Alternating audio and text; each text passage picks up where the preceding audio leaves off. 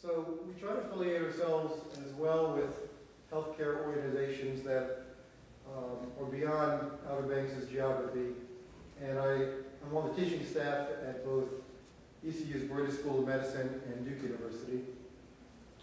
And we allow the students and residents to stay on the second floor of our facility where we have an apartment, and they stay for free while we're precepting. I wanted to tell you that Duke University's Family Medicine Department chose us as or gave us the Golden Apple Award this year for the Best Teaching Site 2011.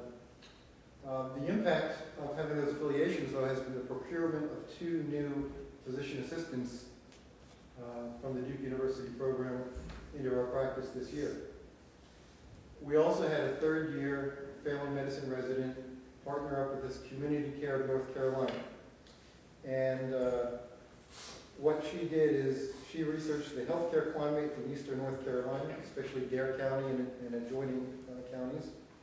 Her mission was to determine the barriers to accessing care, to examine areas for quality improvement, and to implement measures such as physician recruitment in order to ultimately improve access to good health care in eastern North Carolina.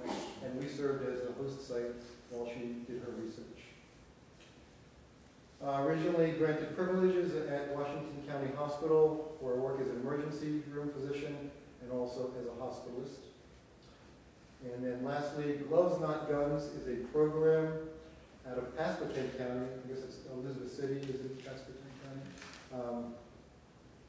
I serve as an official ringside doctor for boxing matches for USA, or Boxing USA.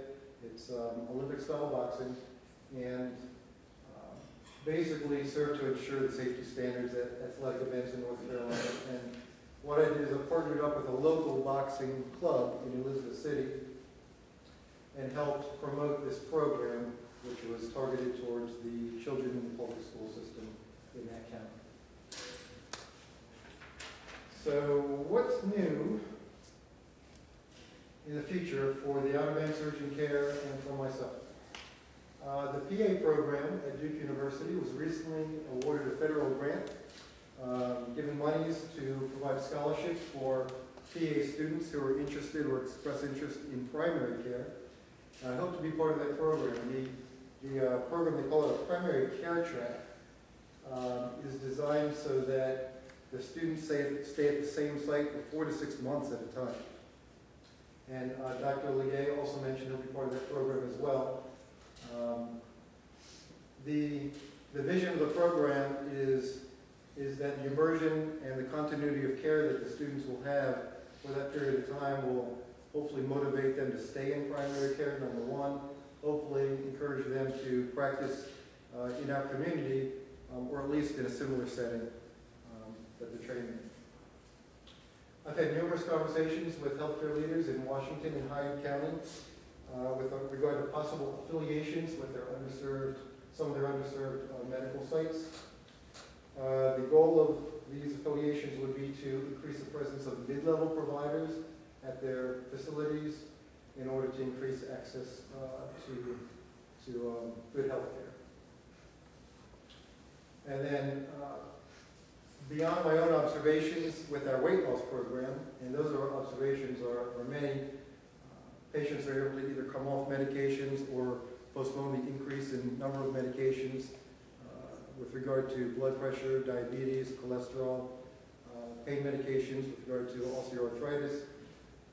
What we've seen, patients just happier with themselves when they lose weight, but what I'm hoping is that we can get some firm numbers down that demonstrate improved outcomes for these patients that suffer from chronic illnesses due to obesity. And then recruitment. I'm always trying to recruit practitioners to the area, whether it's to our facility or just the community. And I encourage anybody that is like-minded to help the CV. Okay, so what type of impact has being in the CPP and IPP program had on my facility and the community? Well, I'm a very happy medical director through this program. I really love my job. I love going to work every day. And I certainly can't complain about my financial debt for medical school anymore. Thank you. Through the help of Maggie Sauer, we were able to get a formal customer service seminar for all of our employees last year.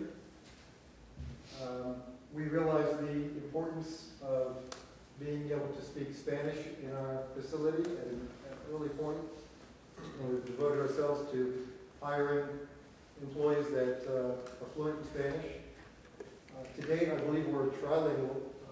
To our patients, we're able to speak English, Spanish, and now we're speaking meaningful use of them. We're becoming fluent. We've adopted EMR this year, a little bit of a late bloomer, but we've got it going. And again, through Maggie Sauer, she introduced us to Eastern AHEC. And frankly, Walker will be coming up to do a financial assessment on our practice before the end of the year. And that organization will help us get through the meaningful use criteria stage 1. And then lastly, the last slide, probably the most important slide, basically summarizes the outcomes and benefits of being in both CPP and IPP programs. And so to summarize, the Outer Banks Urgent Care provides comprehensive health care to our community. We provide open access through a multidisciplinary approach, utilizing family medicine, urgent care, weight loss program, complementary and alternative medicine, all under the same roof.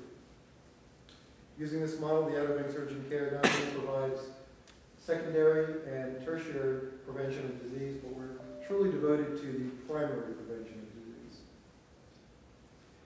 The community offers discounted health care to non- or underinsured patients.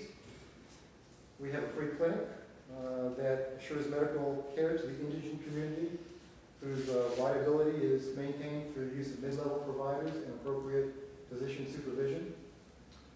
Sustainability of the Ocracoke Health Center, Washington Hospital, and the Two Dreams Outer Banks Rehabilitation Center through supervisory roles and staff membership. And through our free physical exam program, there are organizations who are able to save money and put that back into public service. In terms of recruitment, being in the program and through the teaching affiliations at the medical school, we've been able to hire on 2 new PAs from Duke University, right from the same program. They just graduated this year.